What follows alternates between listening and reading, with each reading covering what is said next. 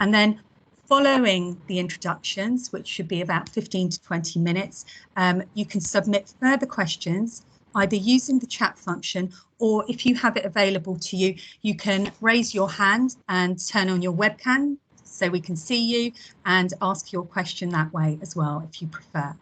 So I'm also joined today by Kemi, who's our wonderful communications officer. So Kemi, if you want to briefly introduce yourself, Kemi's managing the questions. Hi everyone, my name's Kemi. I'm the Communications and Events Officer for the Department of Bioengineering, and I've worked in the department for about 4 years now. I wasn't actually born in London, so just like you guys, a lot of you, I moved here, and I'm really interested in hearing about the panel's experiences today, and also very much looking forward to planning the events and seeing you at the virtual events that are going to take place to introduce you to our department. Okay, so fabulous. And without further ado, really, I think I'm going to pass over to our panel, and we're starting with Professor Mengxing, who is kindly going to start us off by sharing his experience. So over to you, Mengxing. Thank you. Hi, everyone. So my name is Mengxing Tang. I am a professor in biomedical imaging in the department. So I joined the department quite a while ago, 2006, so that's like, God, 14 years ago. But I actually came to the UK since 99, so that's like 20 years ago. So I did my undergraduate and postgraduate study back in China. Xi'an, the city, I don't know any one of you know it, but it has wonderful terracotta army, all the nice stuff. So I came to the UK in 99. I started to do a PhD, and then I moved on to do a postdoc. So I was in Leicester when I was doing my PhD, and then I moved to Oxford. I did a few years postdoc before I joined the Imperial College at 2006. So really, my area is about biomedical imaging. We're developing really advanced imaging technologies, particularly using ultrasound, to really help deal with the challenges in the clinical challenges, particularly in cardiovascular disease and cancer. So yeah, that's really me. So I think if I may talk a little bit about my impression. I mean, that's 20 years ago when I came to the UK. At that time, not London. It's a relatively smaller city in the Midland. I just found it was such a different experience, and it's in a very positive way. So I love that there's so much difference. I mean, before I came to the UK, in my mind, there's a kind of a East and a West. But very shortly after I arrived in the UK, I realized, oh, actually, the Europeans are quite different from, say, Northern Americans.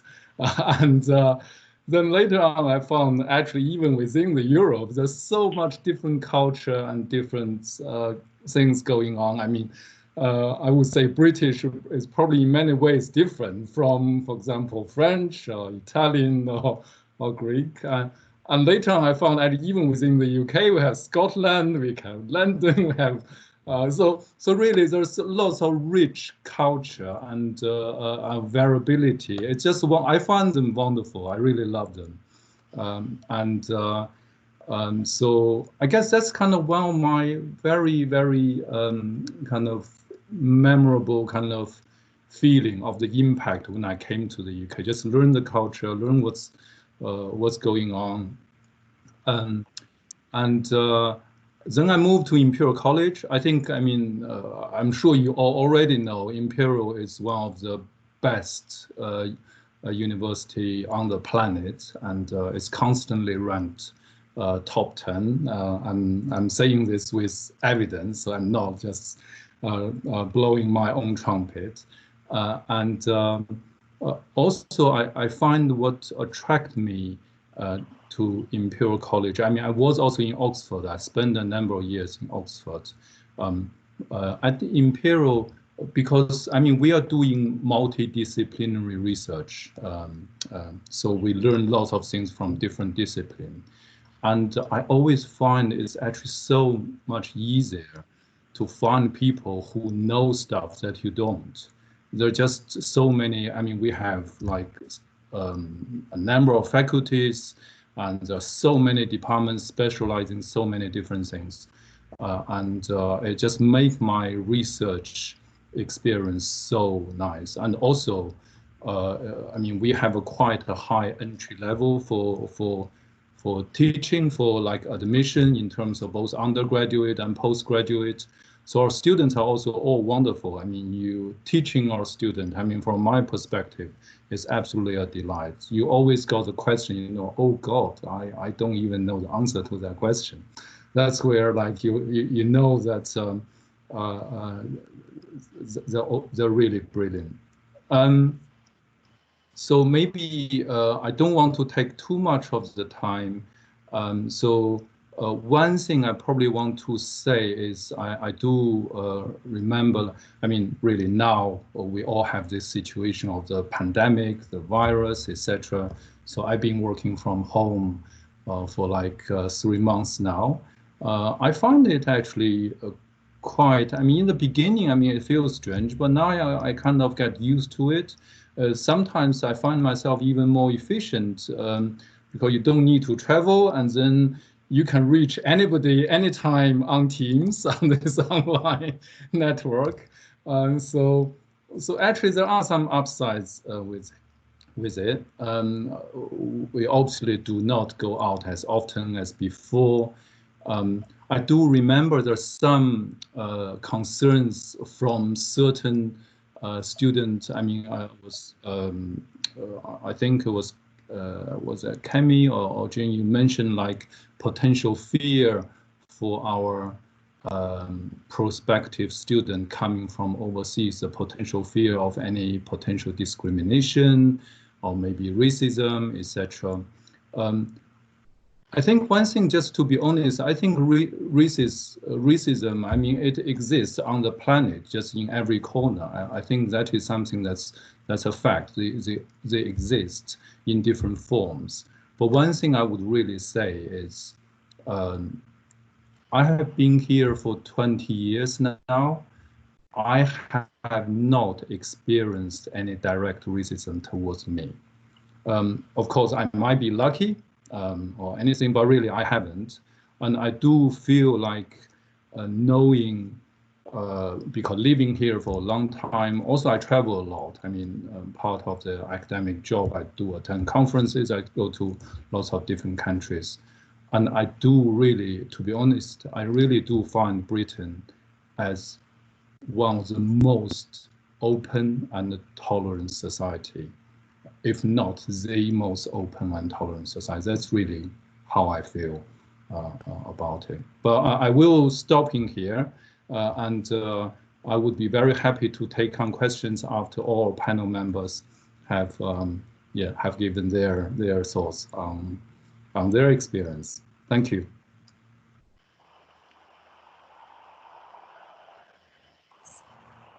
Just joining the mute there. I'm going to pass over to Vishnu now, who's one of our students. He'll be able to introduce himself and tell you what he's studying, what year he's in, and his experience moving to London. So over to you, Vishnu. Hey guys, I'm Vishnu. I'm a fourth-year molecular bioengineering student. I'm originally from Bangalore, a city. I moved to London in 2017 to start my life at Imperial. And to be honest, it wasn't much of a culture shock as I lived there for 3 years before that. However, it was a quite distinct change in lifestyle, living sort of hundreds of miles away from home and not having your parents to like help you out with the chores, and it's just a lot more added responsibility when you come in. So yeah, that I think mainly the change of lifestyle was probably the most difficult thing I found in my first few months at Imperial. But apart from that, like obviously the feeling of living in London, which is like world renowned as one of the best cities to live in, was really exciting. And I think my first week of freshers, I just made full use of that. Like I went out every day and just lived the London life for a week before academics actually started. And yeah, so a bit about London. Like I found London to have almost like everything you need. Like if you want, so there's so first of all there's so many restaurants to eat from. There's so much to do in terms of going out, sightseeing. I've been here for 3 years, and I never get tired of going to the river and just looking at the views. And also, the like one more good thing about London is that it's so diverse. Like you meet people from all over the world just living in that one city, and they're also quite acceptant of who you are. So like Dr. Tang said about racism, I personally have never experienced racism in my time in Imperial. And also coming to Imperial, like it's sort of like an aggregation of all the brightest minds from all around the world. So it makes for so many sort of stimulating conversations, and just people sort of, I think, get you better compared to like others, because we're all like doing the same thing. We're working hard and getting our degrees, and it's just sort of a wonderful experience that way. So in Imperial, like I don't know how many of you have sort of gone over the clubs and societies, but there's so many of them that it sort of gives you an opportunity to try a lot of new things. So I think I was a bit of those book when I came in terms of sort of like going out of my comfort zone. I just stuck to what I was good at, like just sports in general. And I think over the years, meeting other people, I've sort of branched out more. I've done a lot more stuff. Like 3 years ago, I wouldn't be in today because really I was quite shy myself. And in terms of other activities, like I now dance every day, which I wouldn't imagine I would be doing about 3 years back. So Imperial sort of changed me that way for the better. And thank you. To come to No, do carry on, Vishnu. continue? It's just okay. cutting out a little bit here and there, so we're just do finish off. Yeah. So so Ming and I are part of the first batch of molecular bioengineering, and so we have about 25 people, which makes like everyone knows everyone, and it's such a tightly knit atmosphere. So in a way, it's just really nice to have people on the same boat. And since it's a new course as well, like the students have a bit more power, I guess, because the department's quite receptive to our feedback and sort of improving things for the next batch and so on. So overall, it's just a very it's like comforting to have the higher authority just listen to you and like take you as a human compared to like just giving you like sort of a degree.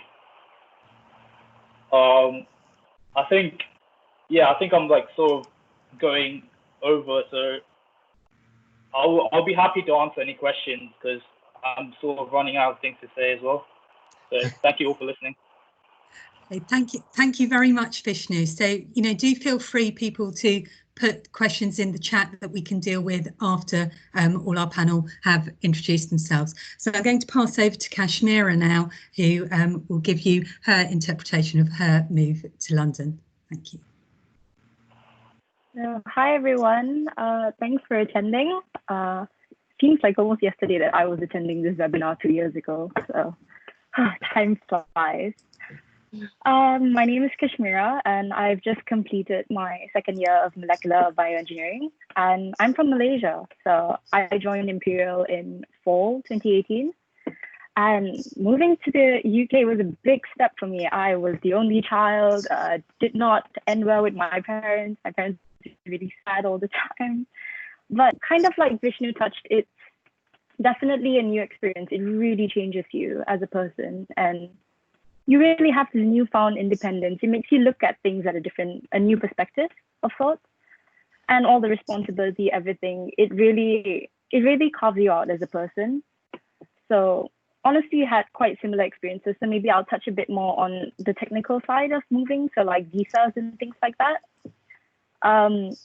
So I received my A-level results in mid-August 2018, and that's when my unconditional offer was processed. So I'm not sure how many of you are going through the same predicament, but it's going to be an absolute rush to get your visa. And all the advice I can say is that definitely make sure you have a checklist, because a lot of things have a waiting period. So you don't want to stress all the way. You want to enjoy those last few weeks with your parents and everything before embarking really on a new journey. Apart from that, I did reach out to some seniors before I went overseas, just to get kind of a gist of what I needed, what to expect, what I had to pack. And I think some of you might be wondering about accommodation.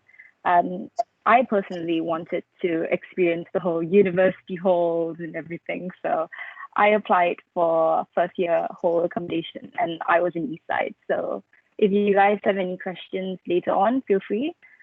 I would say it's a lot easier to live in halls because you don't have to worry about things like utility bills and security and everything. And if it's your first time in London, you don't have to navigate the whole real estate field like right off the bat.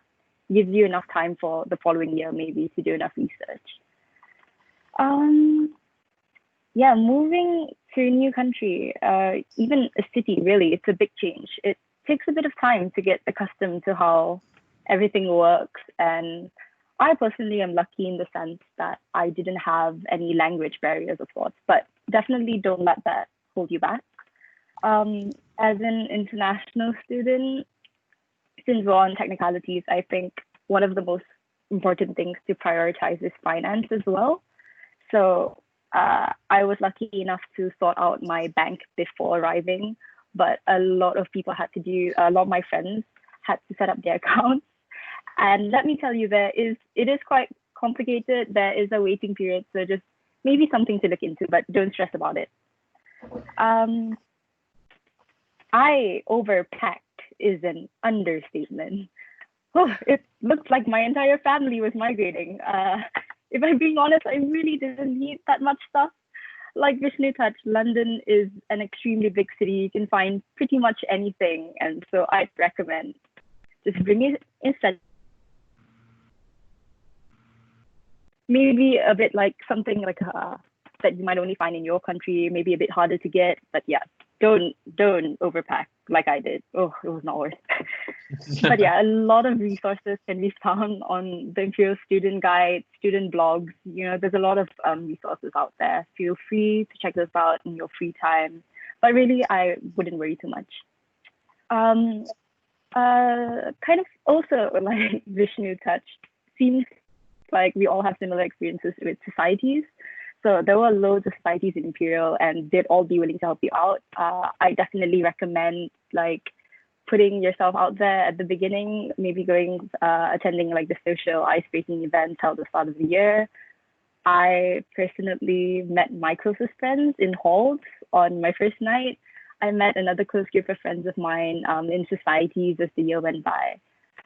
And I guess all I can say is it can be daunting, not knowing anyone, going there on your own, but trust me, everyone feels the same as you do. And if anything, it's a good opportunity to get to know people.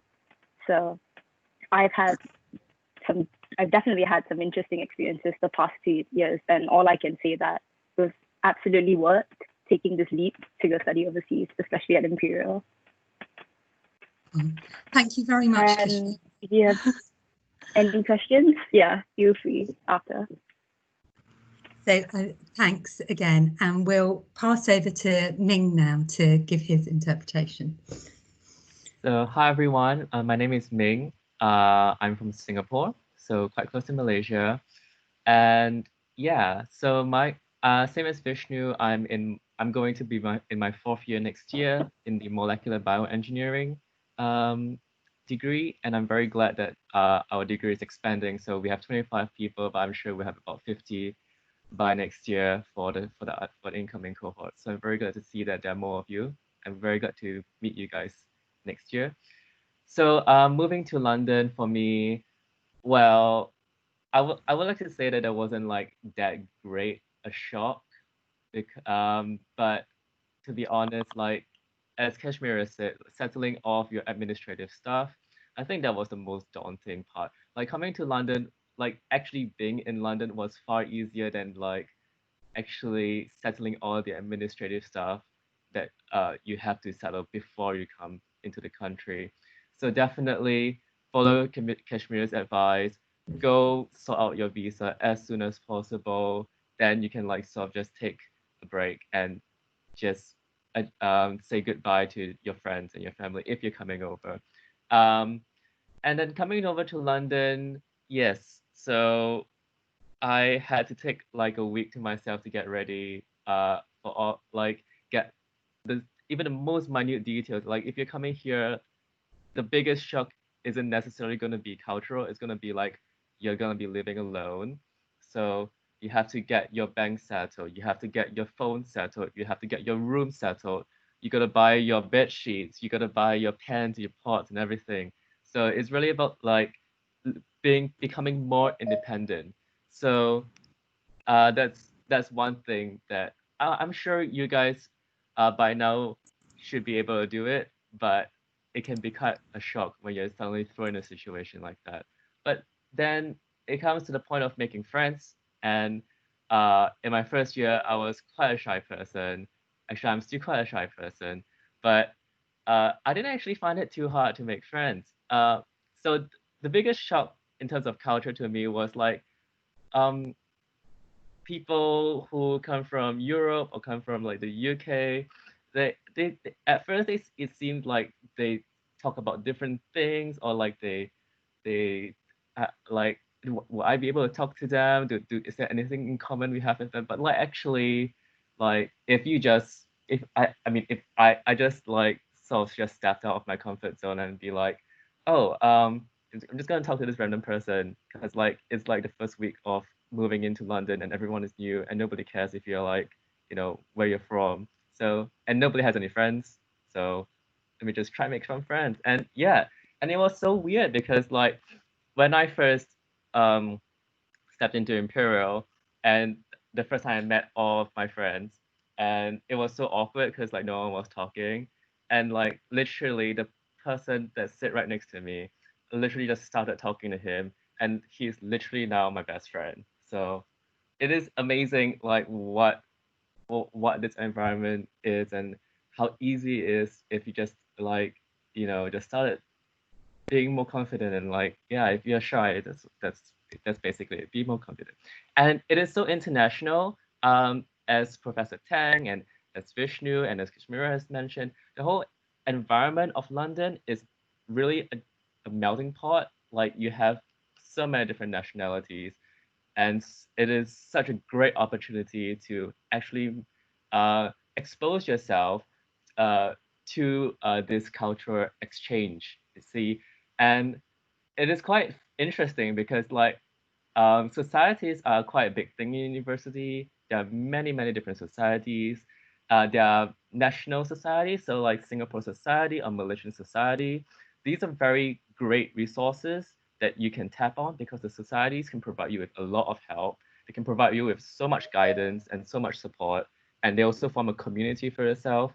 But then, yeah, and it's also quite interesting because like they're also very open. The societies are very open. So I have been to Ireland with Irish Society. I have gone for several nights out with Taiwanese Society. I'm not Taiwanese, but like, you know, it's still quite great. And like I've gone on nights out with Italian Society and Erasmus Society, which is like the EU society. It's so interesting because like they're really open and they don't really question why you're there. Not really. So it was a very fun experience for me moving over here and like getting to enjoy all these cultures. And then you get to the point where you decide like, oh, things would you be interested in? And there's such a huge variety of things that you could do. And I definitely would recommend, as Kashmira said, trying to go for as many as you can, and then figure out in your first year what you like, and don't even worry about like, oh, I'm only going here for fun. That's the whole point. Go to societies for fun, because that's where you meet your friends, and that's where you spend a lot of fun times in your college, and that's how you build your college experience. So that's about it from me, and I'll pass my time on to Megan.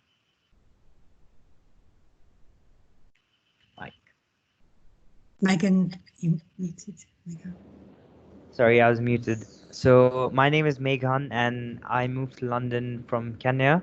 I moved on 29th September 2018, and I think I started calling London home on 30th September 2018. So literally the next day, I was on call with my family, and I was like, "Oh yeah, I'm home now," and just it feels really nice. So yeah, I've had the best time in London. In fact, my mom promised me that I'd feel homesick at some point during first year, but I could say I'm going to I'm going to third year now, and I never felt homesick, like even for an hour. So yeah, everyone's already highlighted how great London is, and I can tell you some of the good things that happen. I mean, people always say like you meet your best friends in clubs and societies and stuff. I met my best friends in the lift. So literally we were living on the same floor, and we all did bioengineering, and we didn't know about it. So we were in a lift going down one day, and I was like, "Hey, what you guys do?" And they're like, "Bioeng." And I think that was day 3, and then by the end of the week we were super good friends, and now we're like best of friends. So yeah, I think I'd like to. Everyone's already touched on everything else that I wanted to say, but I'd like to go a bit into the banking side of things, because that's something that took me a while to actually get it done. Simply because almost all the banks require you to have some kind of appointment or some kind of letter from the university. What I ended up doing was I got an account at Santander, and they actually allowed me to make it in the very same day. They didn't require any appointments or any particular letter from the university. They do charge you the £1 a month, but I think it's fine, and it's super worth it, I'd say. Otherwise, there's this new thing called Monzo, and I use it, and all of my friends use it. I think most people in London love using that. I think most students use that.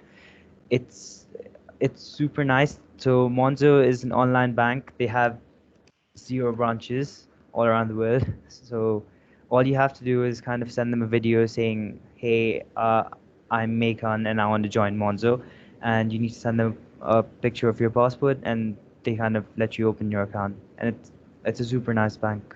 But yeah, I'm happy to answer any other questions you guys might have right now. Okay. Oh, thank you, Megan. So yeah, so now you've heard from all of our panel. We would love to hear your questions, and Kemi is going to manage the chat function, but of course you can also use the raise your hand and ask your questions that way. And maybe while you're thinking of some questions, we did have some questions submitted. So maybe, Kemi, if you have one of those that we could start with possibly.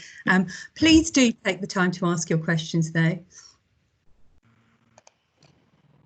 So one of the questions that was asked here is, what was the most difficult part about your new life in London? So perhaps don't forget to unmute yourself. Yeah. Does somebody want to raise their hand as to that they'd be happy to answer that question? They got ideas? Shall we go to Meghan? Are you? Yeah, I think I can answer that. I think a lot of people mentioned. I think Ming mentioned this as well, and Vishnu mentioned it as well. It's not really a cultural shock or anything like that, what you'd expect. It's just the shock of now trying to handle everything that your parents are handling, but you have to handle it alone now. So your finances, your your household chores, shopping, grocery shopping, it's completely up to you and how you manage your time. I think that'd be the biggest challenge, but nothing more than that. I think the college always supports you through everything else, so it's just your personal stuff that you're left to take care of.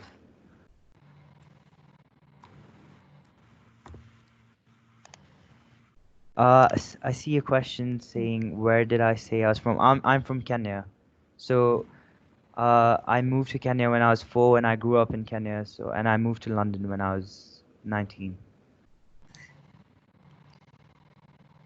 Thank you, Magan. Another question that was asked in the chat box by Maria. And the question is, if you live relatively far from campus, how reliable is transportation? I can probably say something. So I live actually quite far away from campus. I live in Zone 5, South London, so that's like quite far away. But the transport is really good. I think London probably has probably in the world the most sophisticated underground system. Plus also there's this intercity train service, intra-city, so within London, train service. So I actually don't drive. I just use public transport. They always get me in campus on time. Yeah, I think the public transport is to me, it is generally reliable. Of course, I mean, on odd days, you have some cancellation. But I think the underground, if you live near underground station, that's pretty much, I mean, you have many lines. You just, underground is 1 or 2 minutes per train coming. So really, you miss the one, you get on the next in a minute.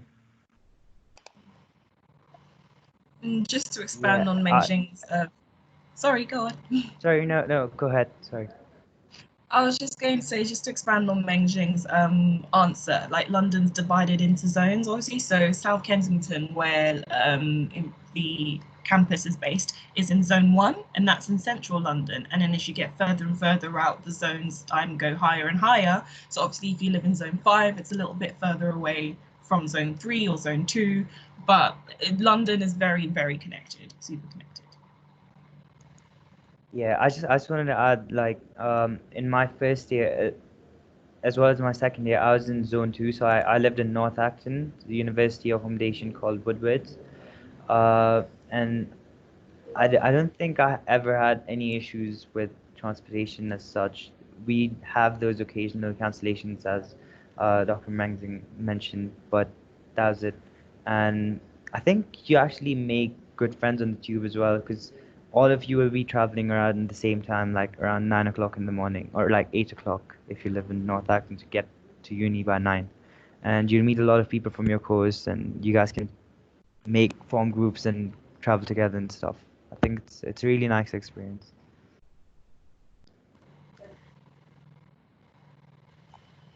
Brilliant, thanks guys. We have another question from someone called Cassandra, and they ask, is life in London relatively expensive, and are there discounts for students?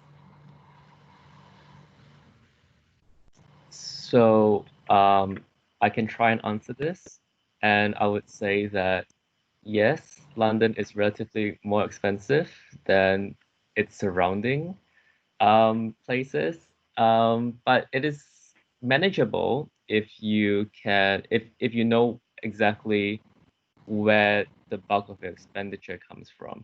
So definitely for me, one of the biggest sinks in my expenditure, because in my first year I was living in accommodations, and accommodations were relatively affordable, so that was not an issue for me. If, however, you're not living in a more expensive accommodation, then you may need to like consider other things. But for me, accommodation was not really that much of an issue. What was the big issue was transportation and also food. So for food, London is actually affordable in terms of food if you cook.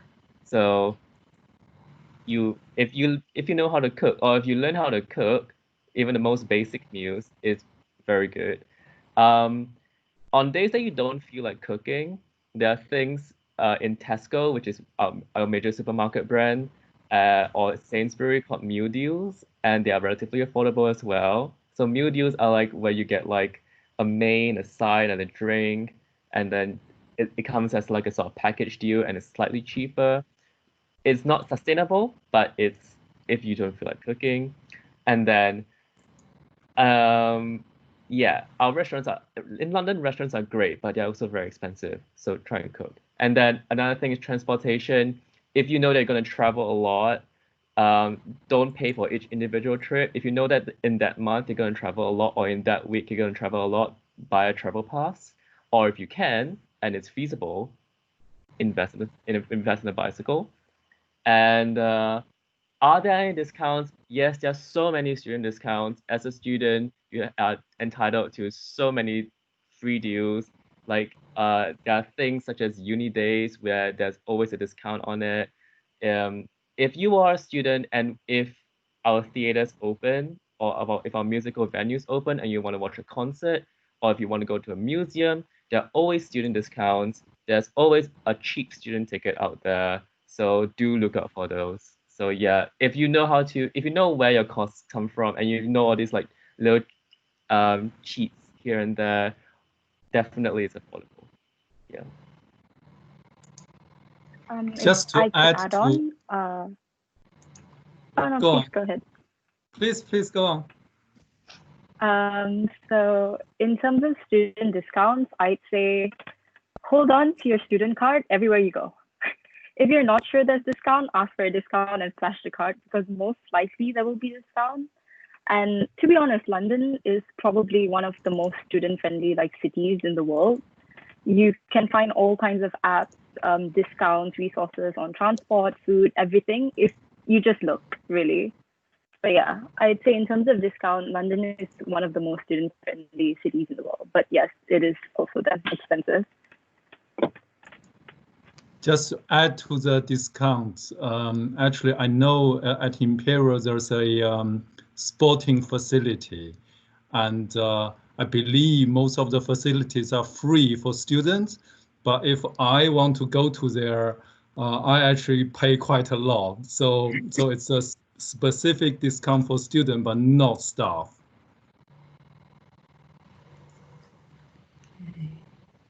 Brilliant. Thank you very much, everyone. We've actually been joined by Dr. David Labont, who is a lecturer in the department and also part of the team that has been putting together this engagement program to help you guys feel assimilated onto the course. And David is going to actually answer one of the questions that's been asked in our chat. The question is, freshers are expected to be on campus in January. In light of the situation with COVID-19, how likely will this date be postponed? Yeah, thanks for the question. That's obviously a question that in a way we are all asking ourselves. The reality right now is that we are planning that this will take place and will go ahead as we said. We obviously simply don't know, right? So it's not in our control. We can't make a guaranteed statement. We are also planning for several alternative scenarios. These include either that there will be on-campus teaching but with social distancing, or there is of course the chance that the government might impose a second full lockdown, so we're not allowed to have any on-campus teaching. And then we're planning for that too. So at the moment, our best assumption is that we will be able to go back to campus teaching. That's what we are planning for right now. We're also considering the two alternatives. One, a sort of semi-lockdown, if you will, where there's some teaching but with in-person distancing, and the other where there is no teaching on campus because of government regulations. Fantastic. Thank you so much, David. We have another question asked in the chat by Amalia. And the question, I guess, is for those of you who stayed in halls and have experience of the halls experience. The question is, what would you recommend in terms of accommodation for someone who is a master's student who doesn't know anyone that they would be sharing an apartment with?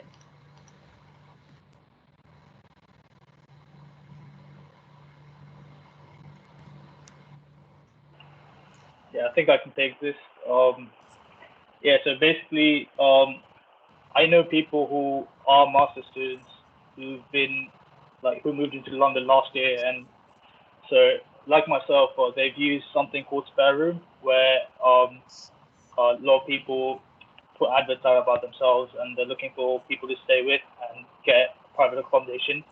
Otherwise, there are also student accommodations, like privately owned student accommodations, where students from different unis can gather together and live in one place. And it's similar to the halls experience as well. And these things are sort of on the higher end of expenditure, but it's definitely something you should check out. You can find details related to sort of the accommodation available and the support that's available on the website. So if you look under accommodation, you will be able to link to that, and there's plenty of support available as well. Thank you, Jane.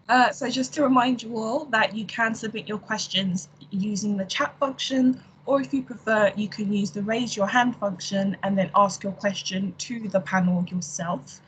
We had a question that was sent in prior to this Q&A, and the question is about how bioengineering is a very multidisciplinary course.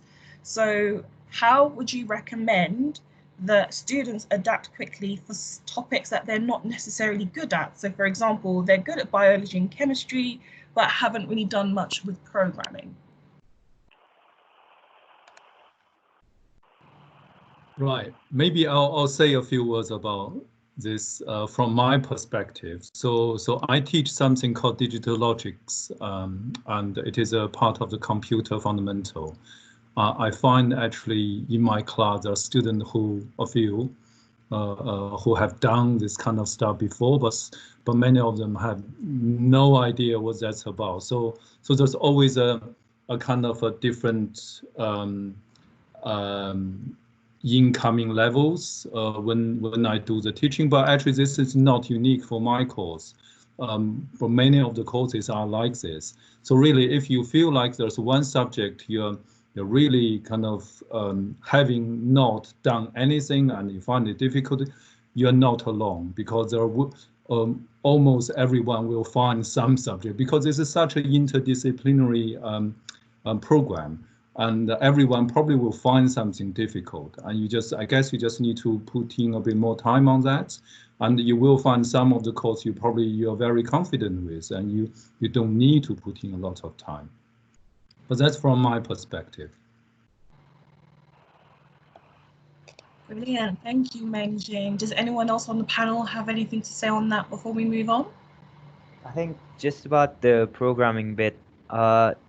So the department's really nice. So in the first year, you can you actually ease into programming. It's not direct. So as Dr. Mengxing said, he teaches digital logics, and you kind of go from how bit like the whole journey of going from a bit all the way to actual programming, and so you're taken there from basics, and I think you get to ease into it, and it's not something that you jump right into and they're like program in C for us now or something like that. And I think it's similar for every other course as well. So you'd always be eased into things. Thank you so much, Megan. We had a question that was sent in prior to this Q&A, and it was, how did you stay connected with your families while living in London?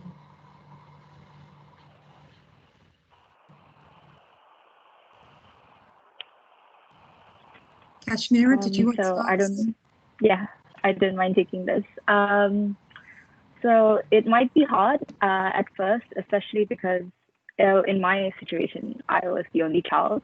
So yeah, the house was apparently really quiet. My mom was not taking it well. And she used to try to call me every single day, but with the time difference, it is quite hard. And some days you're staying on campus quite late or coming back. It's quite hard, but I think after a while you settle into some sort of routine. You'll find time. You'll find a way to kind of schedule them in, find a way, and then at one point I feel like every time that you have free time and you find them, maybe at one point you're just sitting down and you're like, I wonder how my family's doing. You'll find a way. It might be hard at first, but once you settle in, you'll find your own routine, and it'll be hard, but you will find a way. Unless, of course, you're like Meghan, who was finding it home 24 hours after he'd arrived.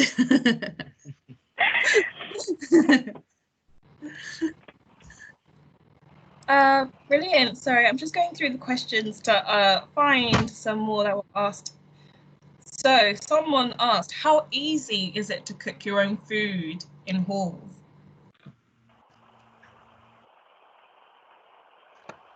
Okay, so yeah, I do a lot of cooking. It is really easy to do cooking in halls. You do have to share fridge space. You do have to if your hallmates are clean, that's great. Not always the case. So you do have to get used to that. But other than that, cooking is a breeze. Like, yeah, we have very good kitchenware, very well equipped. We have ovens. We have enough space for a lot of things. So you can be the most creative you are as long as you clean up for yourselves. Thank you, You- Ming. You I must think be very adding on to popular that- in your hall, Ming.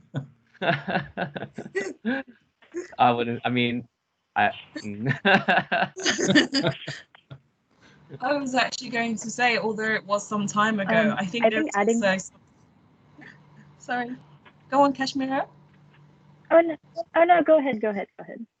What I was going to say is, although I was at university a little while ago, I think the experience is still the same in terms that when you cook, it's almost like a community moment.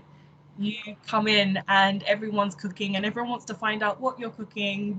Especially if it's something that's a cultural dish and it's not just fish and chips or something. And then it's a great way to share your cultures, to share the things you like and dislike. And then that way friendships are born out of that. So if anything, it's just a really nice moment. It makes things even easier. Sorry, Kashmira, do go ahead. Oh no, actually, I was about to say something similar. So I enjoy cooking, and some of my other friends, they don't really enjoy cooking. I would not trust them with a microwave. It would probably catch on fire. Not a good idea. But we used to have kind of like maybe every fortnight or so, we used to have like kind of like a session where we'd all cook, or we'd all bring a dish, or we'd cook together. And you do have, you can share your culture through food, and it's nice to have like some sort of like a social meeting, and you do save a lot of money when you cook in a bigger batch than just for yourself. So yeah, I definitely say that cooking is kind of integrated into the part of uni. You may not want to do it all the time, but it really does forge like relationships, especially with people that you're living with in the hall where you share kitchens and you bump into them, hopefully not at 3 a.m. like I did. That was awkward. But yes.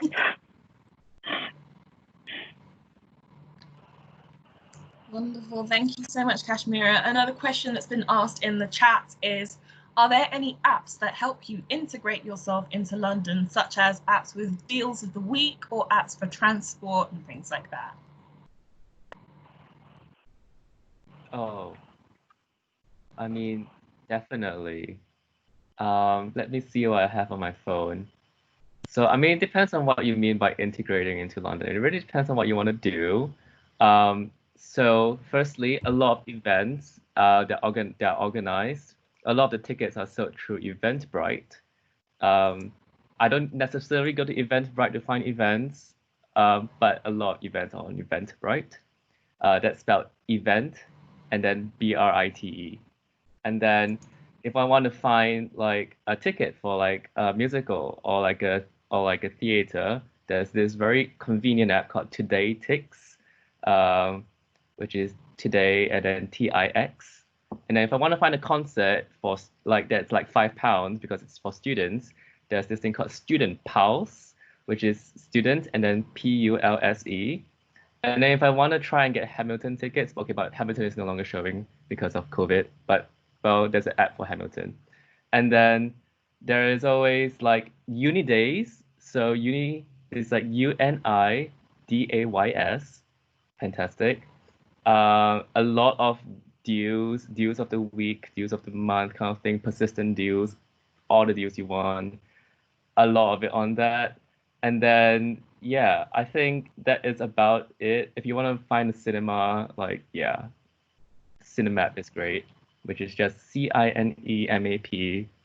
But cinemas are closed right now, so you can't watch a cinema. You can go to the cinema. And then for transport, Google Maps works fine. I personally prefer Citymapper. It is City, CITY, MAPPER. It's fantastic. Uber works everywhere. Well, most places. If you want to find tickets out of London, Trainline is great. If you want to find flight tickets out of London, Skyscanner is great. So yeah, really a lot of apps that support your integration depending on what kind of experience you would like. So I hope that answers your question. I can like post a list later. I can just type it all out.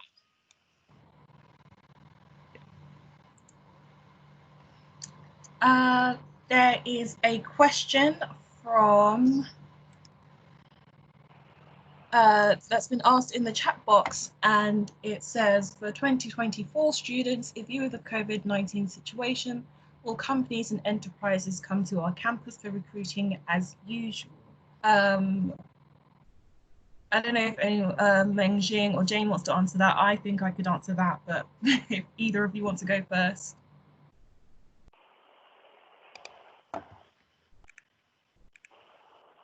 Okay, what I would say is that we're not 100% sure at the moment, especially as Imperial is doing multimodal teaching. We think that these things will be communicated to you as and when they happen.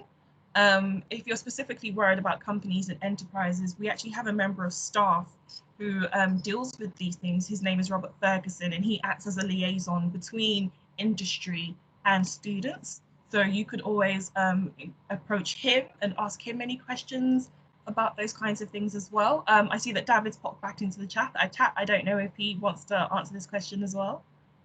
Yeah, no, sorry, Kim. I mean, you already said basically what I would have said. Maybe to add, of course, we will make an effort that if it can't happen in person on campus, there will be some form of remote replacement. That obviously will not happen in exactly the same way, in exactly the same form.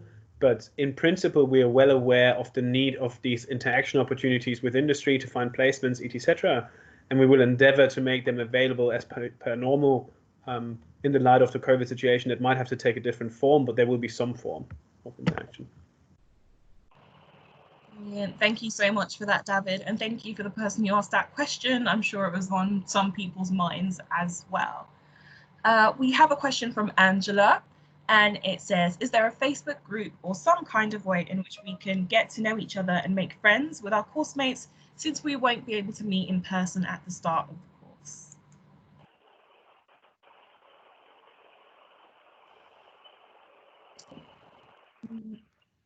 We have I don't know if any of the students are involved with the Bioengineering Society, is that? Yeah, so they usually make a page for every single year that comes in. So I'm sure 2020 will have a page as well. And then I think the name would be 2024, Bioeng class of 2024, if I'm not wrong. And you can find all your course mates there, and you probably make messenger chat as well. You can join that too. And we're also, Kemi may be able to add more to this, we'll be looking to do some online social activities prior to you starting the course as well. Kemi, I don't know if you've got any more to add to that. Just that, yes, prior to starting the course, and like I said, it will start from around September time. There will be loads of different virtual events for you to attend, where it's just all about having fun and getting to know your different course mates. It'll be things like virtual karaoke, virtual pub quiz, virtual Pictionary, virtual Cards Against Humanity, and even just general virtual chats where you can meet and hang out with your fellow colleagues. And also, again, we're not entirely sure what the program will be, but I'm sure the college's main events teams are going to be running things to ensure that you guys get as much of the full experience as possible, as you would if you were on campus. So I hope that answers your question. I'm also going to look into, if possible, creating teams for So on Microsoft Teams, obviously, once you get your Imperial account, we can put you into different teams depending on your year group. So I want to ask if it's possible, and then that way you just have a main base where you can communicate with each other as well. So don't hold that to me just yet, but I'm looking into it. We are trying really hard to make sure you guys get to communicate and make friends and things like that.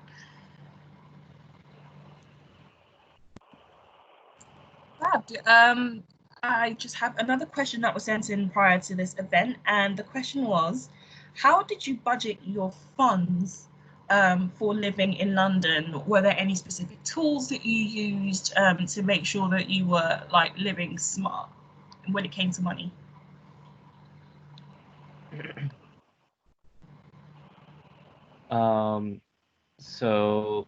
As Megan has brought up, there's this online digital bank that's quite trustworthy. It's called Monzo. I guess digital banks outside of London are not very well established yet, so you may not have it. But Monzo is a great app. When you come to London, Monzo is really easy to apply for. You do not really need a minimum sum to be in your Monzo account, so there's no worries there. What I do is like every month I will have like a sort of a fixed amount of money that I have at the start of each month. And then in Monzo, you can sort of budget how much do you want to spend for each category. And it sort of tells you like, are you spending too much? Are you going to run out? So it's a very easy way for me to keep track of my expenditure in that way. I'm not sure whether you guys have your own ways of budgeting. So if you do, please feel free to share.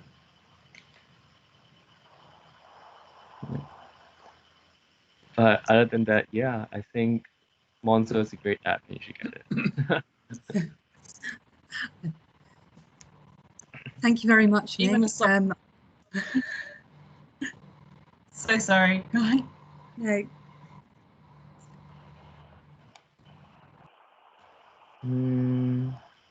I was just about to say, even as someone who's not a student, I can't recommend Monzo enough. I think it's a really brilliant app and helps you budget and just keep ahead and keep track of your money. And the great thing about Monzo as well is that the moment you spend, it pings you to let you know the money is out of your account. So you're not counting on money that you don't necessarily have, which used to be a problem before for me. So yeah, it's a brilliant app. A question that was sent in prior to the Q&A was, especially for students who maybe live in much more tropical or warmer climes, how did you deal with the change in environment when it came to England's weather in terms of it rains a lot more, it's a little bit more cloudy at times, like how did you deal with that?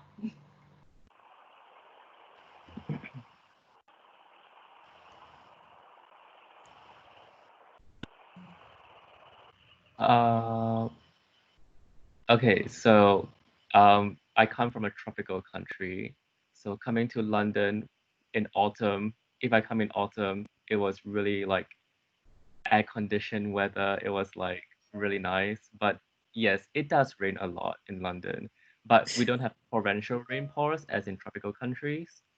And so the rain is very light. So if you get a raincoat, that's sufficient, really. Or if you have an umbrella, if you at all times, that's really great. We do have occasional very clear skies, which can make London really beautiful.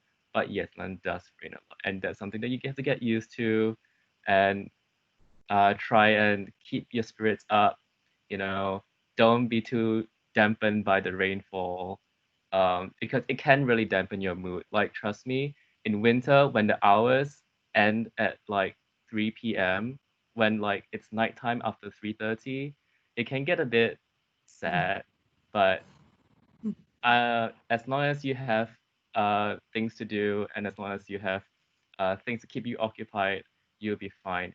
And does it get really cold in London? Not until January, I would say. Well, December can be kind of chilly, but definitely have a winter coat. I survived 3 years in London, oh, 2.5 years in London without a winter coat. I only had like an autumn coat, which is not very thick, and I nearly froze to death, but I don't recommend that. Get a winter coat. Yeah. So. Yeah, and another thing that might need getting used to. So I'm from an equatorial region, so if we see the sun, it's usually extremely hot right away. But in London during winter you have the winter sun, which I like to call the fake sun, because you might feel like it's super warm outside, but don't go out in your shorts. It's not recommended. Yeah, but yeah, then everything else that Ming said as well. Thank you so much, guys. We have a question in the chat, and it says, is London a cashless city?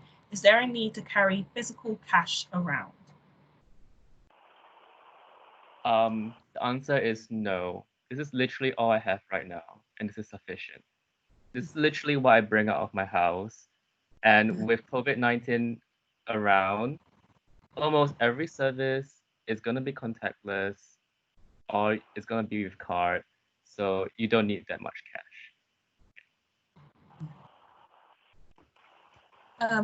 Also on campus, many of the outlets, like once you arrive on campus, a lot of the outlets, a lot of the coffee shops and the food stores are actually card only. So I would recommend just having your card on you as much as possible.